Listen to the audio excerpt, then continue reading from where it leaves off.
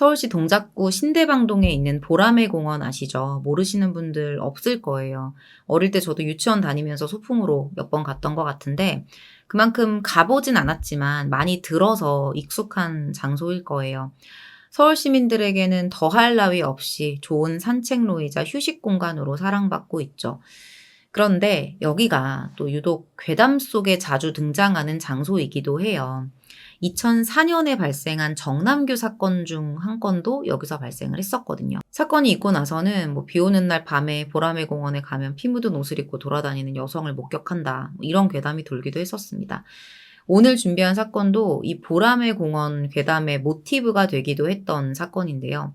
2000년에 발생한 벌써 24년이 지난 사건이에요. 2000년 6월 5일 낮 12시경이었습니다. 서울 보라매 공원의 정신지체 장애인회관 뒤에 화단을 둘러보던 남성이 문득 뭔가를 보게 돼요. 50리터짜리 흰색 종량제 쓰레기 봉투 하나가 있었던 거예요. 이분이 이제 행인들 상대로 이발을 하는 이발사였는데 이렇게 보다가 저게 뭐지? 누가 여기다 이걸 버렸지? 이런 생각을 하면서 화단 안으로 들어갑니다. 근데 봉투가 좀 찢어져 있었어요. 그 틈으로 뭔가 이상한 게 보이는 거예요. 자세히 살펴보고는 깜짝 놀라요. 봉투 밖으로 튀어나온 사람의 하반신이 있었던 거죠. 곧바로 경찰에 신고를 했고요. 그렇게 대낮에 평화롭던 보라매 공원 일대가 발칵 뒤집힙니다. 경찰이 봉투를 열어봤는데 너무 끔찍했어요. 여성의 것으로 보이는 골반, 그리고 두 다리, 절단된 손목과 잘린 코가 들어있었습니다. 명백한 토막살인 사건이긴 한데 특이한 점이 좀 있었어요. 절단된 시신이 모두 깨끗하게 씻겨져 있었다는 거죠. 대충 보면은 그냥 마네킹 같아 보일 정도였거든요.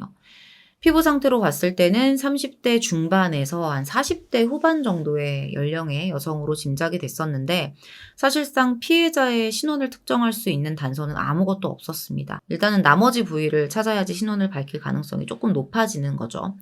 제일 먼저 수사팀은 시신 발견 현장 인근부터 수색을 하기 시작했는데 뭔가를 발견해요. 오후 2시 30분경에 시신 발견 현장에서 약 70m 떨어진 도림천 도림교 앞에서 손 2개와 1.5cm 길이의 코 밑부분, 그리고 손목을 자르면서 떨어진 것으로 추정되는 살점, 그리고 5cm 길이의 머리카락 한 줌이 검은색 비닐봉지에 담긴 채 버려져 있었던 거예요.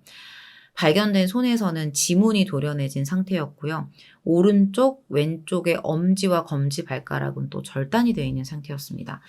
잘린 부분을 보면 상당히 예리한 흉기로 정교하게 잘려 있었어요. 혹시 어떤 생각이 드세요? 계속해서 지금 신원을 밝혀내는 게 쉽지 않다는 거는 범인이 그렇게 의도했을 수 있다는 거거든요. 토막난 부위를 맞춰봤는데 앞서 보라매 공원에서 발견된 토막 시신과 동일인으로 확인이 됩니다. 그리고 다행히 이제 오른쪽 새끼손가락에서 지문을 채취할 수 있었어요. 이걸 가지고 지문 대조 작업을 합니다. 그렇게 시신 발견 당일 밤에 피해자의 신원이 밝혀져요. 서초구 방배동에 거주하던 당시 39세의 박 씨라는 여성이었습니다. 조사 결과 6월 4일 낮 12시경에 잠깐 나갔다 온다면서 외출한 뒤로는 귀가하지 않은 것으로 밝혀져요.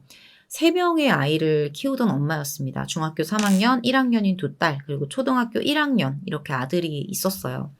가정 불화가 좀 있어서 남편은 2년 전에 가출을 한 상태였고요. 박 씨는 남편 없이 새 아이를 키우면서 전세 3천만 원짜리에 12평짜리 다세대 주택에서 살고 있었고요. 미용실 아르바이트를 하면서 근근히 생계를 유지해온 것으로 밝혀집니다. 너무 안타까웠거든요. 이 내용 듣고서. 그냥 애들 데리고 열심히 살고 싶었고 자신의 어쨌든 부모된 책임을 다하고 싶었던 평범한 엄마였는데 대체 누가 이런 짓을 했는지 조금 더 내용을 알아보도록 하겠습니다.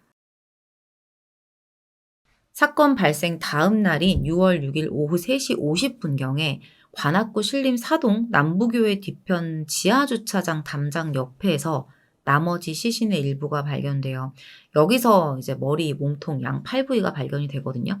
주차장에서 놀던 동네 애들이 이제 마네킹처럼 보이는 이상한 물건이 있다면서 인근 상점 주인을 데리고 왔는데 이걸 확인해 봤더니 이게 시신이었던 거죠. 아까도 말씀드렸지만 아주 깨끗하게 씻겨진 상태였습니다.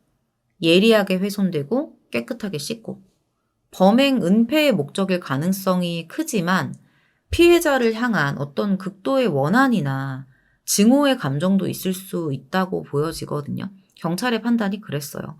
일단 여기에 초점을 맞춰서 수사를 진행을 합니다. 시신 상태를 보면 범인이 하루나 이틀 전에 박 씨를 살해하고 인적이 없는 새벽쯤에 시신을 나눠서 버린 것으로 추정할 수가 있었어요. 자, 그리고 시신이 발견된 장소들, 머리와 몸통이 발견된 곳은 전날 양손이 발견된 곳하고 불과 1.5km밖에 떨어져 있지 않은 아주 가까운 곳이었습니다. 발견된 곳들이 지금 다 서로 인근에 위치한 장소라는 점으로 미뤄봤을 때 범인이 이 부근을 아주 잘 아는 인근 거주자일 가능성도 있겠죠. 일단은 시신이 담겨있던 쓰레기 봉투 겉면에 영등포구청이라는 표기도 있었습니다. 이게 뭐 범인의 트릭일 수도 있겠지만 일단 수사팀은 신길동, 여의도를 아우르는 지역, 그러니까 시신 발견 현장과 그렇게 멀지 않은 곳에서 범인이 박 씨를 살해하고 시신을 토막냈다라고 판단을 해요. 그 뒤로는 차량에 실어서 순차적으로 버리고 달아났을 것이다. 일단 이 가능성을 높게 보고 있었습니다. 자, 그러면 이 장면을 목격한 사람이 아예 없었던 거냐? 경찰이 이제 현장 주변에 사는 주민들을 대상으로 탐문 수사를 하거든요. 근데 중요한 단서를 제공해줄 목격자는 나타나지 않아요. 일대의 동종 범죄 전과자나 우범자 등을 중점적으로 탐문을 해봤지만 여기서도 소득이 없었습니다. 근데 사망한 박 씨의 주변인들에 대한 조사를 진행하다가 한 가지 뜻밖의 이야기를 듣게 돼요. 생전에 사망한 박 씨가 만났던 남자가 몇 명 있었다는 거예요. 교제하던 남성들에 대한 이야기도 있었고요. 그래서 경찰이 박 씨와 만났었던 남성들을 상대로 탐문조사에 들어갑니다. 당시 45세 남 씨, 36세의 강 씨, 여러 남성들이 수사선상에 오르면서 범행 추정 당일의 알리바이를 확인하기 시작해요. 근데 특별한 게 없었어요. 수상한 흔적이 있었던 사람도 없었고요. 당시에 박 씨 휴대전화에 음성 메시지를 남겼던 40세 남성 김 씨를 상대로도 조사를 했었는데 이 사람에게서도 별다른 혐의점은 없었습니다. 이제 생각할 수 있는 사람, 왜 안 나오나 하셨을 것 같아요. 박 씨의 남편이죠. 경찰이 남편 이 씨의 신병을 확보하고 곧바로 그의 행적을 조사하기 시작해요. 근데 이 씨도 사건 발생 무렵에 너무나도 확실한 알리바이를 가지고 있는 거예요. 혐의점도 없었고요. 이렇게 사건 실마리가 예상보다 쉽게 풀리지 않습니다. 치정일 거라고 예상을 했고 조사할 사람들이 생각보다 많았으니 그 중에 하나는 범인일 수도 있는데 그 누구에게서도 지금 혐의점을 발견하지 못하는 상황인 거예요. 근데 사건 발생 사흘 후에 드디어 유력한 용의자로 추정되는 한 남성을 찾아냅니다. 박 씨 휴대폰 사용 내역을 추적하다가 6월 4일 오후에 박 씨랑 3차례나 통화를 했던 남성이 있었던 거예요. 오후 3시 45분경에 1분 27초 동안 두 사람이 통화를 했다는 사실이 밝혀졌고요. 상대 남성의 그 휴대폰 번호를 역추적하면서 같은 날 낮 12시 56분부터 오후 6시 31분 사이에 3차례 통화했다는 사실이 확인이 됩니다. 만약에 이 남성을 만난 게 박 씨의 마지막 행적이라면 지금 가장 유력한 용의자가 되는 거잖아요, 이 사람이. 조사 결과 남성의 신원은 당시 30세의 김 씨였습니다. 앞서 나왔던 40세 김 씨하고는 다른 사람이에요. 바로 주거지를 찾아가요. 마침 또 시신이 유기된 곳에서 멀지 않은 영등포구 신길 3동에 위치한 다세대 주택에 살고 있었습니다. 경찰이 갔을 때는 집에 아무도 없었어요. 집주인 말로는 며칠째 집에 안 들어오는 것 같은데 이렇게 말을 하는 거예요. 왜 갑자기 사라졌을까? 왜 며칠째 집에 돌아오고 있지 않을까? 더 의혹이 강해집니다. 더구나 신원조회를 해봤더니 특수강도를 비롯한 다수의 전과가 있었습니다. 99년 12월에 광주교도소에서 출소한 뒤로 2건의 사기 혐의로 현재 그 당시에 수백 가지 받고 있는 상황이었어요. 경찰은 김 씨를 박 씨 토막살인 사건의 유력 용의자로 지목을 했고요. 행방을 쫓기 시작합니다. 그리고 6월 8일 오후 3시경 경기도 안양시 호계 3동의 한 모텔에 투숙해 있던 김 씨를 찾아서 체포해요. 이 사람이 범인이 맞을까요? 제가 이어서 들려드릴게요.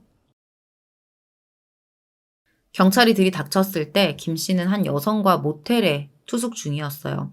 일단 경찰서로 끌려와서 처음에는 범행 사실을 완강히 부인합니다. 근데 자택 수사를 하거든요. 이후로는 자백을 할 수밖에 없었어요. 뭐가 나왔다는 거죠. 김 씨가 살던 그 셋방에서 범행에 사용된 것으로 추정되는 흉기, 그리고 결정적으로 박 씨의 검은색 옷과 스타킹, 피 묻은 속옷, 이런 것들이 다 발견이 된 거죠. 더 이상은 갈 곳이 없었습니다. 범인의 이름은 김종호예요. 김종호는 교도소를 들락거리면서 특별한 직업도 없이 살아왔었는데 그에 반해 여자 관계는 또 되게 복잡했어요. 평소에 유흥업소나 술집을 드나들면서 유독 유부녀들만 골라서 만납니다. 그러면서 내연 관계를 맺고 있었죠. 박 씨도 이제 그들 중에 하나였던 거예요. 특히 연상의 가정주부만을 노려요. 여기서 또 박 씨가 내연 관계를 가졌던 여성이라고 해서 뭐 그렇게 죽어도 싸다 뭐 이런 말씀하시는 분들 없기를 바랄게요. 체포 당시에 함께 있었던 여성 역시 내연 관계에 있었던 연상의 가정주부였습니다. 당시에 김종호를 검거했던 형사가 참 혀를 내둘렀던 이유가 저는 뭐 시신도 그랬지만 그 코를 잘랐다는 게 너무 좀 끔찍했거든요. 이런 잔혹한 짓을 저질러 놓고 또 여자를 만나서 모텔에 갈 정신이 있을까 그런 생각을 했었대요. 자, 지금부터는 피해자 박 씨 그리고 범인 김종호가 어떻게 처음 만났고 사건 발생하기까지 무슨 일이 있었는지 그 과정을 이야기해 드릴게요. 김종호 입에서 나온 이야기들이 많습니다. 두 사람은 2000년 1월에 서울 시내에 있는 한 나이트클럽에서 처음 만나요. 박 씨가 김종호보다 9살이나 연상이었는데 뭐 이런 것들은 전혀 뭐 개의치 않았어요. 평소에 다른 유부녀들을 만날 때도 그랬습니다. 어차피 뭐 정상적인 연애가 목적이 아니었기 때문에 본인 입장에서는 돌아갈 가정이 있는 유부녀가 훨씬 좋았던 거죠. 가볍게 만나는 거예요. 내가 책임질 필요도 없고. 그리고 가장 큰 목적이 이놈이 직업이 없었잖아요. 거의 대부분의 생활비를 용돈을 받아서 써요. 이 상대 여성들한테. 한 번에 한 명만 만났을까요, 과연? 여기에 익숙해져 있었기 때문에 그냥 그렇게 살기로 결심을 했다고밖에 볼 수가 없어요. 순식간에 두 사람은 깊은 관계로 발전을 했다고 하고요. 수개월간 내연 관계를 이어갔다고 합니다. 근데 얼마 전부터 관계가 틀어졌대요. 돈 때문이었습니다. 김종호가 몇 달 전에 이제 박 씨가 자기한테 부탁을 했다는 거예요. 이제 급전이 필요한데 900만 원만 빌려줘라. 그래서 김종호가 본인도 돈이 없는 상황에서 지인한테 돈을 빌려서 이제 박 씨한테 빌려줬다는 거죠. 시간이 지나니까 이제 지인이 계속 돈 언제 줄 거야 이렇게 압박을 했겠죠. 김 씨는 또 이제 박 씨에게 가서 돈 언제 줄 거야 이렇게 요구를 했을 거고요. 근데 그럴 때마다 박 씨가 핑계를 대면서 날짜를 차일피일 미뤘다는 거예요. 이러면서 이제 점점 관계가 험악해지기 시작했다는 거죠. 근데 이 내용들도 다 김종호의 주장인 거예요. 둘 사이에 어떤 뭐 돈관계가 있었고 처음에 어떻게 시작이 됐는지는 알 수가 없습니다. 사건이 발생한 6월 4일 김종호는 박 씨에게 전화를 걸어서 오늘 밤 9시까지 우리 집으로 와라 이렇게 이야기를 해요. 박 씨가 도착을 했고요. 여기서 바로 싸움이 시작됐다고 합니다. 도대체 돈 언제 갚을 거냐? 나도 빌린 돈이니까 빨리 갚아야 된다. 왜 자꾸 약속을 안 지키냐? 더 이상 못 기다리겠으니까 지금 당장 갚아라. 그랬더니 박 씨가 나 지금 수중에 돈 한 푼도 없어. 맘대로 해. 이런 식으로 나왔다는 거예요. 여기서 이제 김종호 신기가 건드려졌다는 거죠. 김종호의 말이지만 당시에 이 사람이 사기 혐의로 수배 중이었잖아요. 그래서 박 씨가 이걸 가지고 협박을 했대요. 너 계속 나한테 돈 갚으라고 하면 나 너 경찰에 신고할 거야. 너 넘겨버릴 거야. 여기서 눈이 뒤집혔대요. 그렇게 두 사람은 고성을 지르면서 서로 막 때리고 주먹 다짐까지 했다고 합니다. 그때 박 씨가 김종호한테 수배자 주제라고 비아냥거렸고 그때부터 김종호가 흉기를 휘둘러요. 본인 말로는 모든 게 다 순식간에 벌어진 일이라고 해요. 내가 정신을 차렸을 때는 이미 박 씨는 가슴에 한 차례, 등을 수차례 찔려서 피투성이가 된 채 사망해 있었다 라고 말을 합니다. 뭐 심신미약이었다는 건가요? 이후에는 빠르게 현장을 수습했고요. 시신을 어떻게 처리할지 고민을 하다가 토막을 내기로 결정을 한 거예요. 어딘가로 이제 운반을 해서 유기하기에는 쉽지 않다고 판단했던 거죠. 제가 자세히 이런 과정을 다 설명드리지 않으려고 좀 내용을 빼는데요. 김종호가 시신을 50리터 쓰레기 종량제 봉투 2개 그리고 검은색 비닐봉지에 나눠 담아요. 그리고 이걸 가지고 택시를 잡아 탑니다. 보라매 공원으로 향했고요. 여기에 유기, 그리고 도림천 지류에 유기, 마지막으로 신림사동 교회 뒤 주차장에 머리와 몸통을 유기하면서 자신만의 범행 은폐를 완료해요.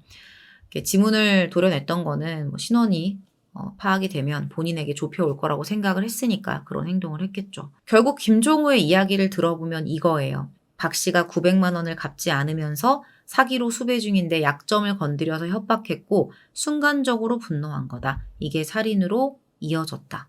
그러면서 뭐라고 얘기하냐면 여러분 이은석 부모 살인 사건 아시죠? 아들이 부모를 살해한 뒤에 토막냈던 사건. 이걸 보고서 나는 여기서 범행의 아이디어, 시신유기의 아이디어를 얻어서 똑같이 시신을 처리했다라고 이야기를 합니다. 2000년 6월 9일 서울 노량진 경찰서는 김종호에게 살인 및 시신유기 혐의로 구속영장을 신청했고요. 재판에 넘겨져요. 이 사건도 20년이 지난 사건이다 보니까 재판 결과를 찾아내는 게 쉽지는 않았어요. 일단 살인 및 시신유기 혐의가 인정되면서 1심에서는 사형을 선고받습니다. 그 뒤에 항소를 하면서 무기징역으로 감형이 돼요. 사람을 살해하고 시신을 유기한 행위는 끔찍한 범죄지만 잘못을 뉘우치고 있고 개선의 여지가 있다면 한 번 더 기회를 줄 필요가 있다. 대체 개선의 여지를 어디서 보셨을까요? 사형은 형법에서 택할 수 있는 최고의 수단이므로 선고에 신중을 기해야 한다. 라고 판시하면서 이유를 밝힙니다. 가석방이 된 게 아니라면 현재까지 교도소에서 복역 중일 거예요. 김종호가 경찰 조사 과정에서 진술한 내용 중에는 사실이 아닌 부분도 있을 거예요. 늘 말씀드리지만 사건의 전말을 재구성하는 게 피의자 입에서 나온 진술, 그리고 이제 경찰의 조사 내용을 바탕으로 이루어지기 때문에 상당 부분 피해자가 죽을 만한 짓을 했다는 식으로 전가하는 경향이 있거든요. 본인의 주장처럼 박 씨가 자신의 화를 자극해서 우발적으로 죽였다는 것까지는 사실일지 모르겠지만 그 뒤에 했던 짓들이 너무나도 진짜 극악하잖아요. 치밀하고요. 시신을 그렇게 예리하게 토막내는 것도 쉽지 않지만 마네킹이라고 착각할 정도로 핏자국을 말끔하게 씻기고 지문을 도려내고 깨끗한 형태로 잘라냈다는 거. 보통 사람은 절대 할 수 없는 행동이죠.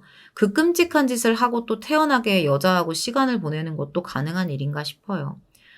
그 어떤 이유를 끌어온다 해도 사람의 생명을 해하는 살인은 용납될 수 없는 범죄입니다. 오늘 준비한 사건은 이렇게 마무리하도록 하고요. 저는 다음 사건 잘 준비해서 돌아오겠습니다. 감사합니다.